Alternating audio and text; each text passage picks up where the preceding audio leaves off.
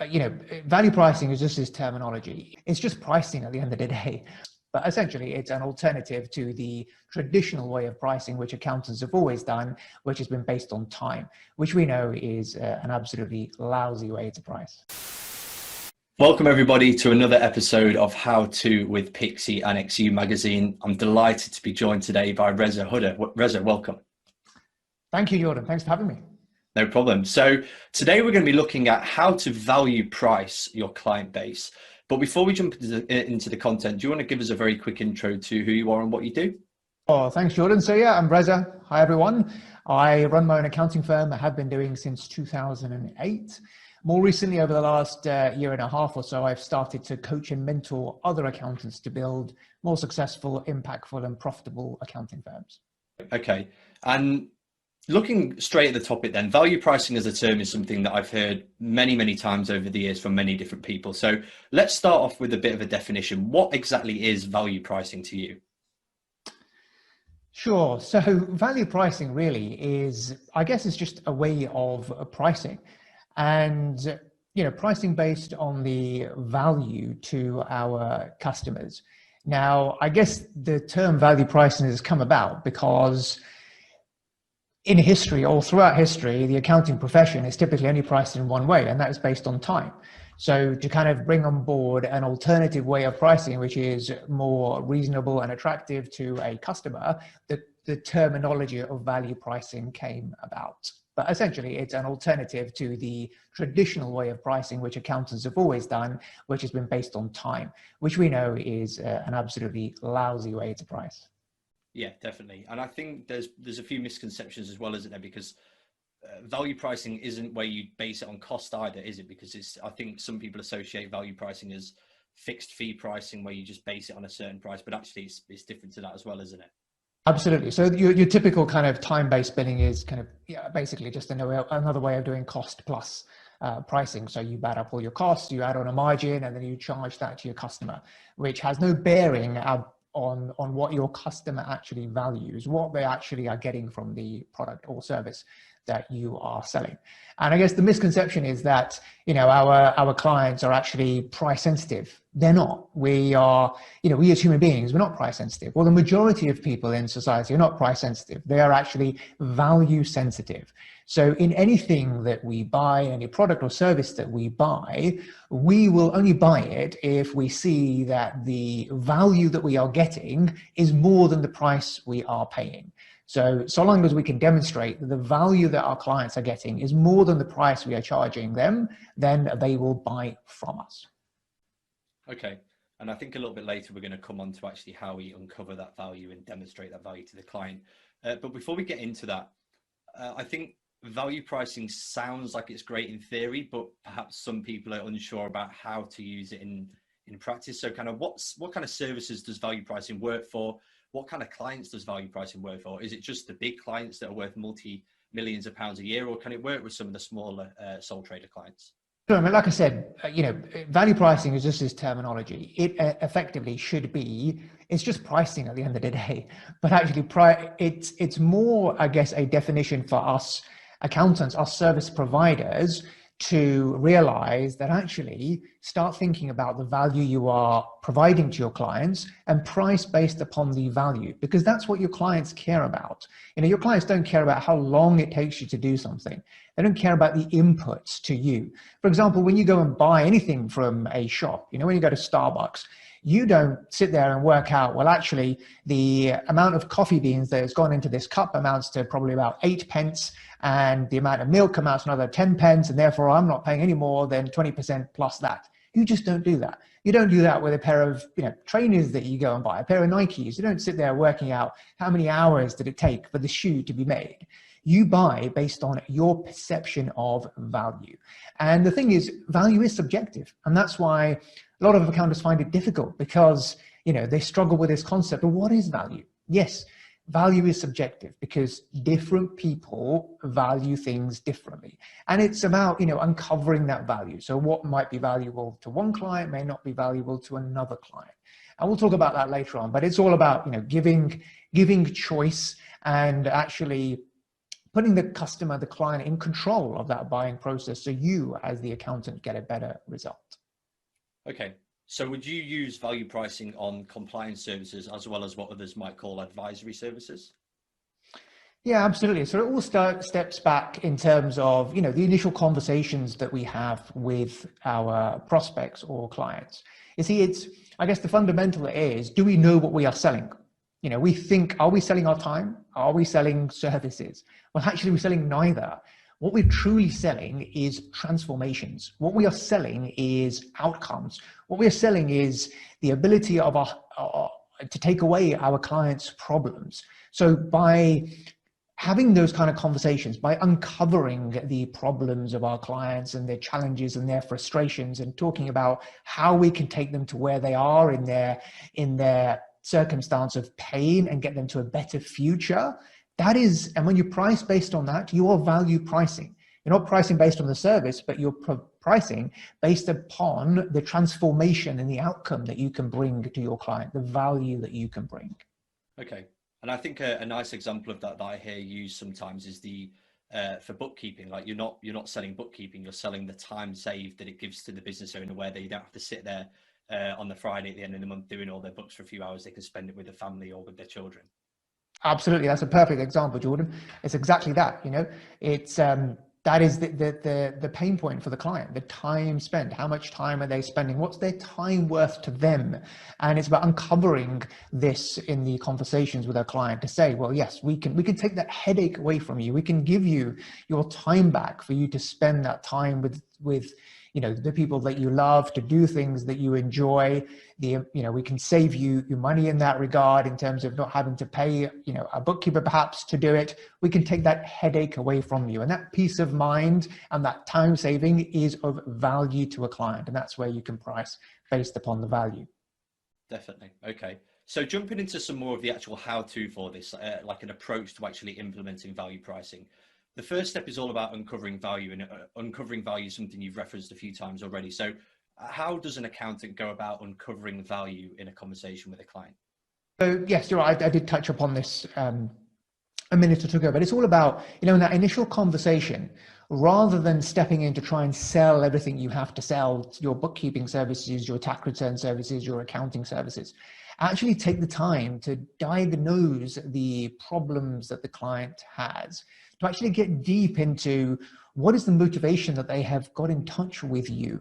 What are their pain points? And once you uncover those, once you diagnose what the problem is, then you can tailor your bespoke solution for them.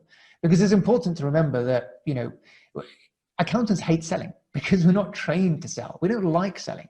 And the thing is, we don't have to sell. We just have to diagnose what the problem is for the client, show them how we can take them away from pain, or how we can help them to achieve whatever desired outcome or goal they want to achieve.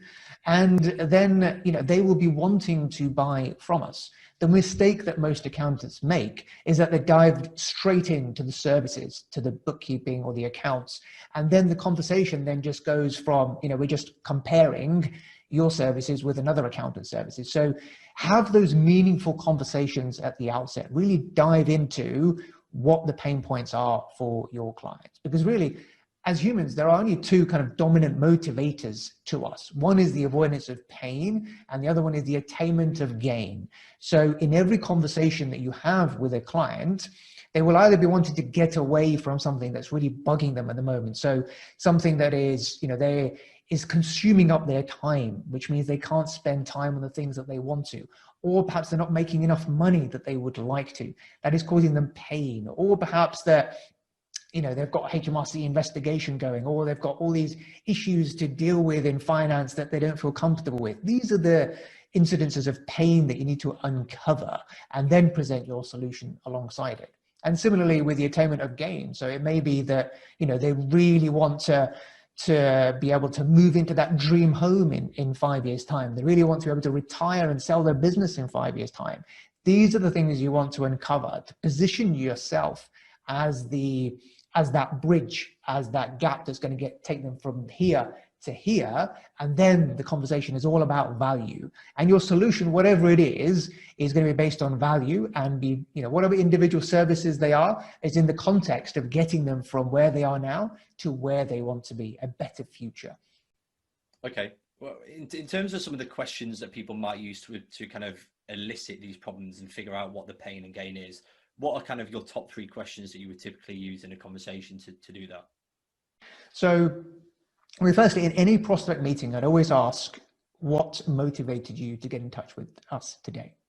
And that usually helps to, uncover a lot of the issues that the prospect might be having with, their existing accountant, their existing finances. So that's always a very good question to ask initially. And then as you progress, you've got to delve deeper into the issues. So, what are your top 3 challenges in your business at the moment? That's another one to ask. What frustrations do you find most with dealing with this particular aspect in your business? What is stopping you from achieving what you want to achieve? Questions like that, delving deeper, actually taking genuine care and interest, and letting the prospect or the client talk about their situation rather than trying to sell. Because often you find that when you get a much better result when you speak less. When you ask more questions and you let the prospect talk, often you'll find that they are giving you exactly the words and the reasons why they want to move to you. And then once you know all of that, then it's very easy to then at the end to suggest that, yes, absolutely, we can help you with all of that. We can help you to get to where you are, use the same words that your prospects uses to then present your solution and make them want to buy from you rather than having to do any kind of hard sell. Okay. So we've uncovered the value, we've elicited some of the pains that they're facing. What's the next step? How do we translate that into an actual value that we can communicate to them? Sure. Okay. So then once we've uncovered the value, then you need to show that credibility. You need to communicate the value of your offering. So let's take, for example, if it is taking away the headache of managing their finance, for example. A client comes to you and they say, our books are in such a mess. I have no idea how much I am owed. I have no idea how much I am due to pay out. I have no idea about my cash commitments for the next 6 months. I need somebody to come in and tidy all this up and take on board this headache and actually help me with some meaningful insights into my business to help me to grow, to help me not to have to spend so much of my time firefighting these issues, dealing with finances, when I should be out there, winning new business, growing my company. So in a situation like that, positioning yourself as someone who can take on board that headache, who can actually provide that full finance function service.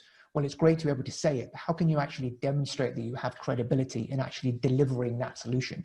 So it's one thing saying it, but actually to position yourself as someone who is credible to deliver, what else can you do? Well, one of the ways that you can demonstrate credibility is through having a brochure which goes through, the ins and outs of essentially how it's delivered, the pain points that you look to solve, the alternative. So for example, in the virtual finance function service, we have a brochure that we take our clients through in terms of, okay, so this is the typical pain that you're in. It's the paperwork, it's the headache. You've grown to a certain extent where you need more financial input, but you can't really afford to hire a finance director or financial controller or even a full-time finance manager.